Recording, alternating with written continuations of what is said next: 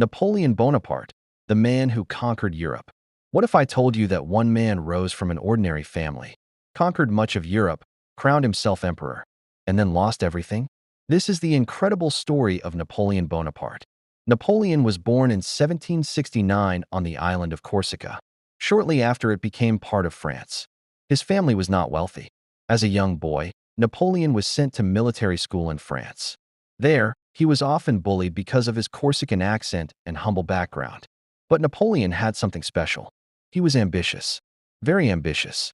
While other boys played games, Napoleon studied history, warfare, and the lives of great conquerors. He dreamed of becoming one himself. Then history gave him an opportunity. In 1789, the French Revolution exploded. The king's power collapsed. France was thrown into chaos. Many people feared the future. Napoleon saw opportunity. As a young artillery officer, he displayed remarkable skill and courage. His victories caught the attention of powerful leaders in Paris. Soon, he was promoted again and again. Within a few years, he became one of France's most celebrated military commanders. His campaigns in Italy shocked Europe. Army after army was defeated. Nations that once laughed at France suddenly feared it. Napoleon became a national hero. But military victories were not enough. He wanted power. In 1799, Napoleon seized control of the French government. Many people welcomed him because France was tired of instability and political chaos. Napoleon promised order, and for a time, he delivered it. He improved education. He strengthened the economy. He reformed the legal system. His famous Napoleonic Code influenced laws across Europe and still affects legal systems today. But Napoleon wanted more than stability. He wanted glory. In 1804, he crowned himself Emperor of France. The message was clear. No one gives me power. I take it myself. Europe watched in shock. Kings and emperors feared him.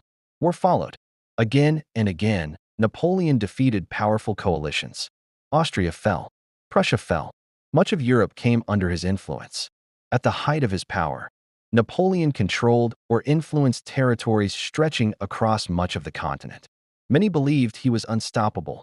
People began comparing him to Alexander the Great and Julius Caesar. His empire seemed destined to last forever. But history often punishes those who believe they cannot lose. In 1812, Napoleon made the decision that would change everything. He invaded Russia. More than 500,000 soldiers marched east. It was one of the largest military operations in history. At first, the advance seemed successful. But the Russians kept retreating. They burned towns, destroyed supplies, and refused to surrender. Then winter arrived. The freezing cold was merciless. Food ran out. Horses died. Soldiers froze to death. Disease spread. The mighty Grand Army collapsed. When Napoleon finally retreated, only a fraction of his army remained. Europe sensed weakness. His enemies united. One by one, Napoleon's victories turned into defeats. In 1814, he was forced to abdicate and was exiled to the island of Elba. Most people thought his story was over. They were wrong. Less than a year later, Napoleon escaped. He returned to France. Thousands of soldiers were sent to stop him. Instead, many joined him. The emperor had returned. For 100 dramatic days, Napoleon ruled France once again. Europe prepared for war. Then came the final showdown, the Battle of Waterloo. In June 1815, Napoleon faced a coalition led by Britain and Prussia. The battle was fierce. But this time, luck was not on his side. Napoleon was defeated. Forever. He was exiled again, this time to the remote island of St. Helena in the South Atlantic Ocean. There would be no second escape, no second comeback. Years later, in 1821, Napoleon died at the age of 51. Yet his story did not end with his death. Some people remember him as a military genius.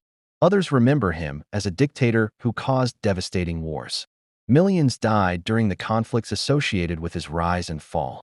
His critics argue that his ambition brought suffering across Europe. His supporters argue that he modernized governments, spread legal reforms, and transformed the continent forever.